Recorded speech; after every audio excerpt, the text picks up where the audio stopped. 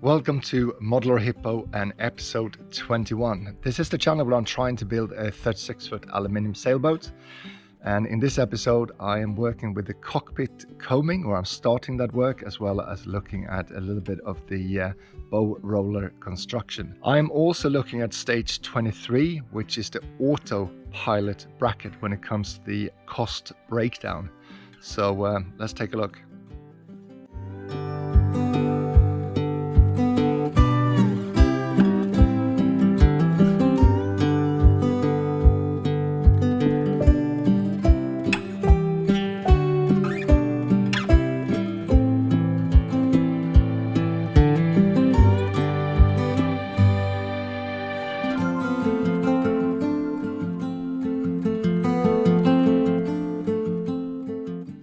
I've decided that I mentally need to see some progress with the boat, so I am focusing now on finalizing the cockpit coaming. That is the two parts that sit on the port and starboard side of the cockpit that you attach your winches to. So by putting them together, at least I can see something that resembles a sailboat. So that's going to be my next project. A 6 a.m. start to go and pick the laser cut parts up so I can push forward with those. 90 minutes later, I am finally here.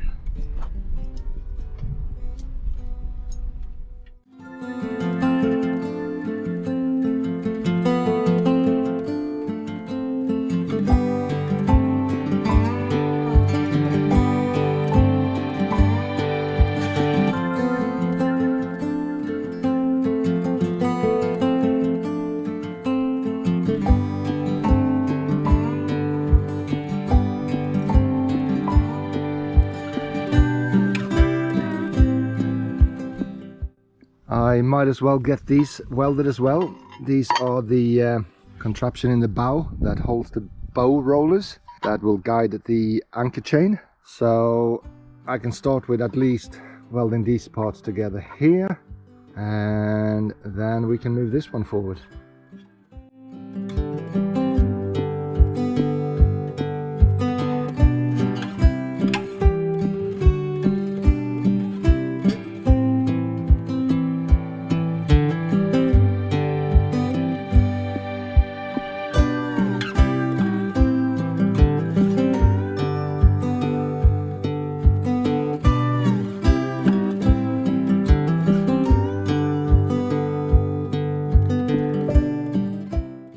Just picked up the two cabin top bulkheads. They've now been welded together in preparation for when I come to put this on the actual hardback.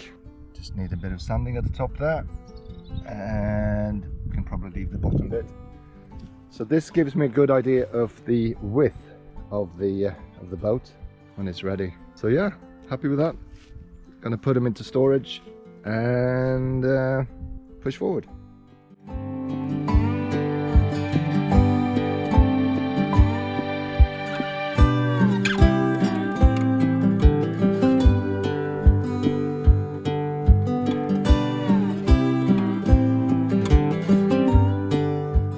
This is one of the 3 loose parts for the cabin roof, so the cabin top roof. I won't be able to do any welding to this until it actually goes on the hardback. So I've done little drawings to mark out which part it is, because if it takes a year for me to start welding the actual hull, it's going to be confusing. So with this, I should have an idea of what part this is.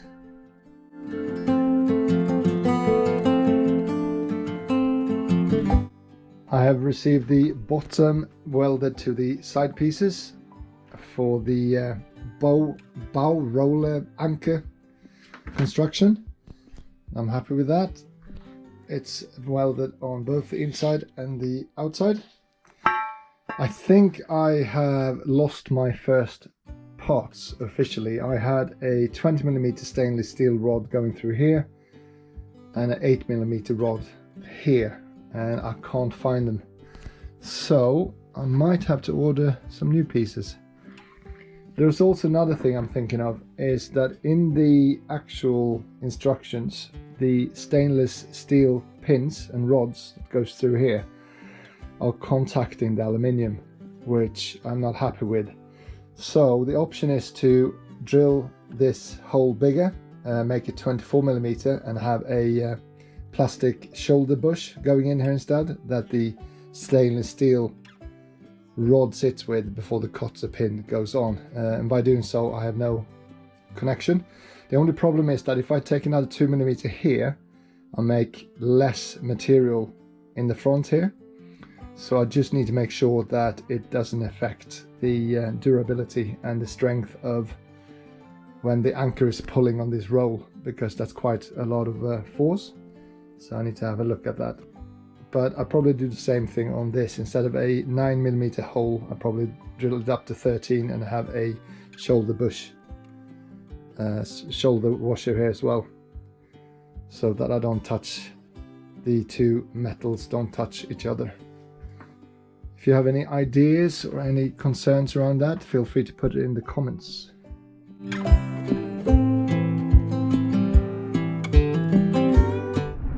Good morning everyone, it is Saturday and I have a chance to push the actual boat build forward a bit. So I'm picking up the transom. I'm not sure if you remember, but in the last episode I dropped pieces off to weld 3 spaces at the transom. So we're going to see how that turned out.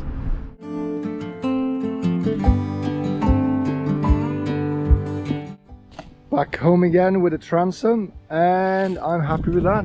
So these are the brackets that are now welded in place. This is for the center, that's for the side and side tiller stocks.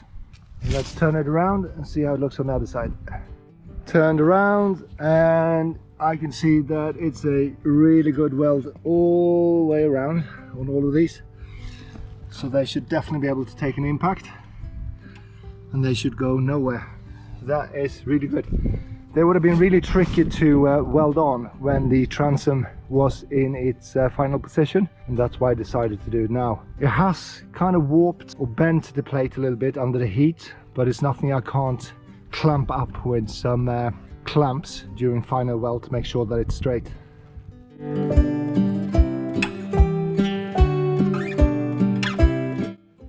As I am having some of the parts of the bow and the anchor rollers done, I might as well complete this section.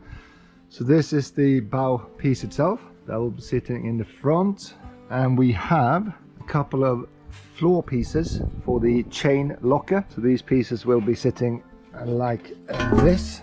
Don't know if you can see. Somehow down here. So one on each side. And what I need to do is just deburr all of these pieces. They've been laser cut, so they're quite sharp. So I might as well give them a little bit of TLC right now, and then take a couple of pictures for my friend who's going to do the welding, so he knows exactly what needs to be done. With this, I am also going to weld the first chain plate, which will be interesting. So as you can see, it has a round shape here from the machining. So I probably will hand file this into a square to get it to fit better into its final position, which will be something like this. So as you can see now, so this is the bow chain plate. So you can see now there's still a gap here and it's not going as far down as I want it. So I probably hand file this into a square. It's going to slide down a little bit further, and then a full weld all the way down, all the way around, and all the way up on both sides. So that should do the trick. From experience with laser cutting as well, these holes are always a little bit smaller than the final holes, so I will drill these holes into the size they should be as well before I weld this, because once welded I won't be able to get to it, because there will be parts on either side of it.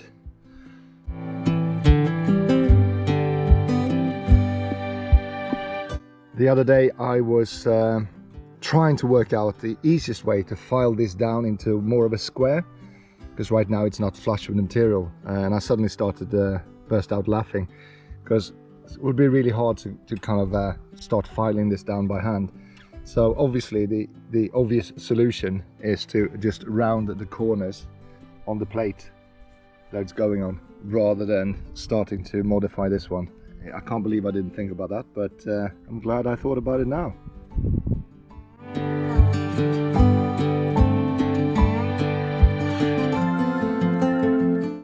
The chain plate is now flush after I've rounded the corners, which was the obvious solution. So I'm much more happy with that. So yeah, I guess time to mark out the exact position and then get this welded on.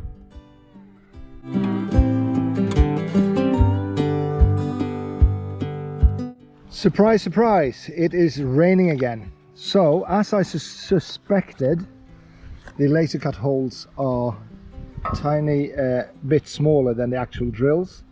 So that goes for all of them. That was the 20 mil. We got the 9, oh, the 9 mil is almost 9 mil.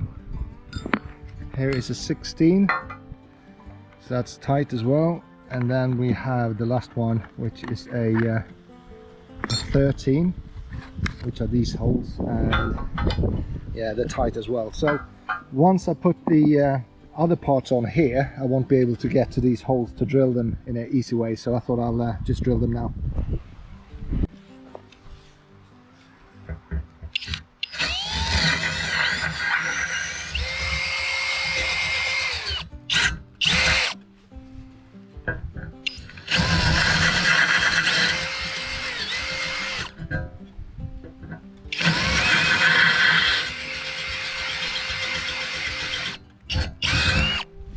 With the drilling done, I'm just going to use a deburring tool to just make sure I have a nice round entry point on all of these. And then this is ready for welding.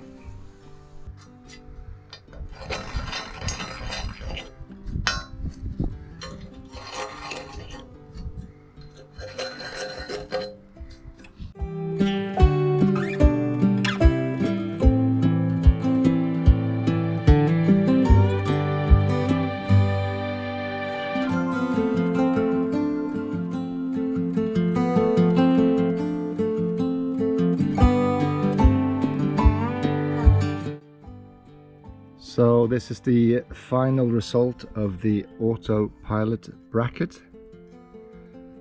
So it's welded on both sides. So it's going to be very sturdy. Having an actual autopilot feels quite far away into the future at the moment. I'm sure there will have to be holes drilled that correspond with the actual autopilot bolt holes. Either way, this is going to be welded onto the inside of the transom, and probably quite high up next to the tiller stock, so that the autopilot can control the rudders. Cost tracking stage 23, the Autopilot brackets. This is probably the smallest job so far, and the smallest cost as well. It came to 42.56 Great British pounds, which is roughly 56.04 US dollars. Of that total cost, the material, which was 5083 aluminium, stood for 19.96 Great British pounds, which is roughly 26.28 US dollars. External welding came to 20 pounds, which is roughly 26.33 US dollars. And the laser cutting came to £2.60, which is roughly 3.43 US dollars. If anyone is interested in the cost breakdown for this stage 23, then you can find the URL to the blogs in the video description below.